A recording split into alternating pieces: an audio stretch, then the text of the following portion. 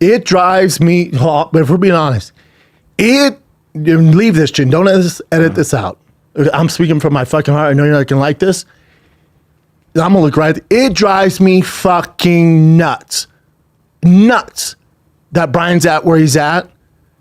I will challenge anyone, any comic, to go on stage after Callen. I challenge any of those comics. I don't give a fuck if it's the Comedy Store, where Zany's, wherever they're at. And you're telling me Bryan's not better than 99% of those fucking comics. It drives me nuts that he's not up there with those guys. He's better than fucking 99% of them. And you want to outcast him over some bullshit? That's what I don't fuck with. That's what upsets me. So what makes me proud, and not mad, I'm trying to get mad, what makes me proud is he's not going to lash out about it. Bryan's cool. Bryan goes to work. Bryan's doing the road. Bryan's trying to sell tickets. But I'll tell you right now, I don't forget. That shit's not cool with me. That's why you don't see me at those fucking places.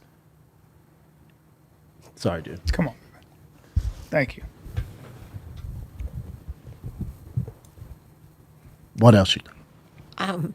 I don't think she could read right now. 1,000th episode. Yeah. So to follow that one, the question was, can you ever remember a time where you guys actually got mad at each other and why? We've not mad at each other. Yeah. Bryan has horrible anger issues. And he forgets I'm 6'4", 240 pounds, black belt, top 10 in the UFC. I've gotten in his face. He called me one time and was yelling at me, and I was like, at first, it's Bryan, so I was taking it, right? I was taking it. I was having a bad day. I was taking it. And then finally, I was like, who the fuck are you talking to? Hey, don't yell at me. Yeah, I was like, what the fuck? And then you were like, all right, cool, man. And then we hung up. Because then I realized you were like, I didn't even know this was going on. I had no clue. And of course you did. Yeah, of course. And yeah. But there's been times like that, but on the pod, never. We yelled at each other one time. And you said, you haven't been in any street fights. I go, yes, I have. It was so ridiculous. But people think like when me and Bryan argue, like I get DMs, people like, hey man, probably shows your guys' fun relationship. Like when you and Bryan always disagree, it's not fun. I'm like, no. You don't disagree with your best friend? Also, you think us yelling, you think that continues when we shut the cameras off? No. Never. We both forget this fast. Yeah. Never. Exactly. And he also knows how to push my buttons. I know how to push his buttons. Oh, yeah. And a lot of times called podcasting. So even though I'll agree with Bryan, that's right. I will disagree completely just because maybe we're tired that day, but I know it's going to spark fucking something. Oh, we can do and that. that's why I do it. Oh, we'll get going. And that's why we've been doing this over 12 fucking years now. Yep. Because I'll agree with him, but inside I'm like, we got to get this going. Sometimes there's a subject, I know where he stands. Oh, yeah. And I'm just going to go over here. Because I think it's important to voice my point of view. Now, sometimes I'll show up just difficult. Yep. Or I can just change my point of view, but sometimes I don't feel like it. Sometimes I want to poke the old bear. I like to argue. Yeah. That's how we do it. But never to the point. By the way, we'll get into arguments on text. We'll just start, over the Cannoneer stuff. That shit started. That's argument started on the fucking Rogan Eddie saw it too. Eddie thing. We were doing it, so it's great, fucking great. Here's an Instagram question from one of your most loyal fans, Jennifer. She wants to know, this is for Brendan, because, quote, Bryan has shit taste in cars. What was the first car you got, Brendan, and what's your ultimate dream car? You had the M series. I remember that first time I met you. Well, that was not the first car I bought when I had money in the UFC, and money in the UFC is all relative. But first car I had was the F-150, at a Flearside red F-150 Ford. Dream car? God, there's a bunch. That's the problem. I love that new GTD Mustang did. There's only like 300 of them, so it's impossible to get. But I just like that it's American. There's so many cars I like. But also non-American. I love the Nissan GTR. I'd love to get a GTR. My brother wants one. My dream's to buy me and him one. Really him one. So yeah, there's too many to list. Okay. I want the new ZR1 Corvette that's coming out. Okay. The bigger the engine. V8s. They're like dinosaurs. They're dying. V8s. And Corvette's releasing a ZR1. It's supercharged and it's so fucking dope. I want that. Here's kind of a odd one. Brendan, what's worse, losing a foot race to Chappelle or rolling your truck? And Bryan, pulling what's both worse his for you? hamstrings is what is worse than that. And Bryan, that was bad. What's worse, getting your lids done and it not doing shit, or having to step down from the pod for a while? Well, definitely having to step down for the pod for a year. That was rough. That was tough. It wasn't my lids. My lids were no problem. That was tough. Yeah, and people say, When Bryan why was- you had to take? I go, because we couldn't do the podcast. No, our options were I called Bryan. I talked to our time or at the let's not- time. we probably shouldn't go into that. Just No, I'm scared. I talked to them and they're like, hey, the sponsors won't do this unless Bryan takes a leave of absence. I was like, okay, cool, but I'm not doing without Bryan. They're like, well, then there's no show. So I called Bryan, like, here's our options. We stop doing it till it's safe. Which, who knows? Could be a year, could be never.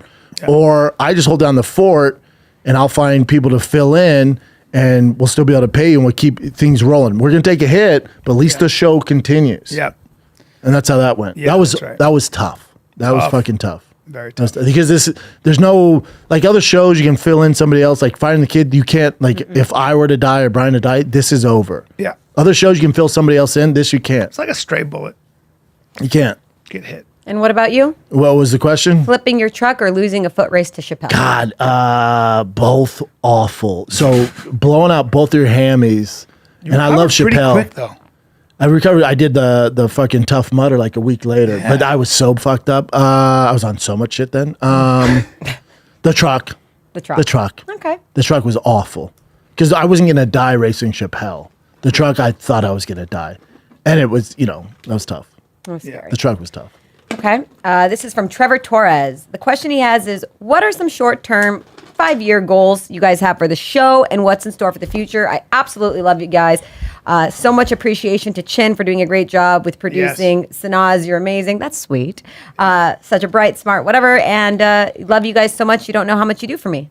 That's awesome. As far as goals, we never said you are bad at. We don't set any goals. Keep going. My thing, obviously, keep going. But I think too, it's like, again, part of the reason I'm off the road, you're not seeing as many fight companions. You don't see food truck anymore. You don't see a lot of the fight stuff I was doing because I was spread too thin. So when you do so many shows, I can't focus on Firing the Kid, the Golden Hour, and then this new truck giveaway stuff I'm doing. Like I can't.